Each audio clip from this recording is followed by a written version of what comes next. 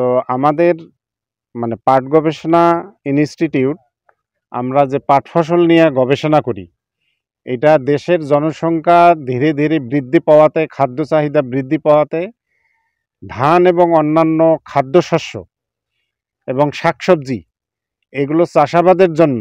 আমাদের এই পাট ফসলটাকে ধীরে ধীরে প্রান্তিক জমিতে যেতে হচ্ছে। ভালো ভালো জমিগুলো খাদ্যশস্যের জন্য ছেড়ে দিয়ে, যেহেতু পাট একটা অর্থকারী ফসল, এখান থেকে আমরা ক্যাশ পাই এবং সেই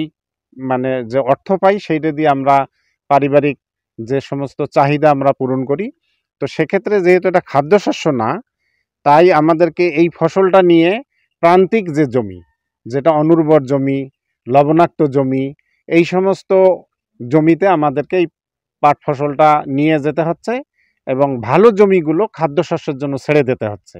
এই ধারাবাহিকতায় আমরা এই যে দেশের দক্ষিণ অঞ্চলের যে 10 লাখ হেক্টর জমি লবণাক্ত এরিয়া,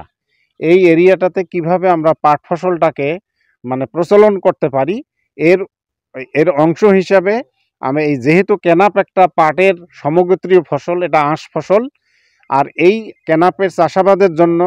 তেমন কোনো সার বা নিড়ানির প্রয়োজন হয় না। এর উৎপাদন খরচ অত্যন্ত কম। এই কারণেই আমরা পাটের পরিবর্তে এই কেনাপটাকে নিয়ে আমরা দেশের দক্ষিণাঞ্চলে নিয়ে মানে উপযোগিতা যাচাই করতে চেষ্টা করতেছি এবং এই দক্ষিণাঞ্চলের লবণাক্ত এরিয়ায় এই কেনাপটা কিভাবে ফলন দেয়, এর মানে খরচের সঙ্গে মানে উৎপাদন খরচের সঙ্গে এর যে থেকে আয় হয়, এইটার আমরা ইকোনমিক অ্যানালাইসিস করে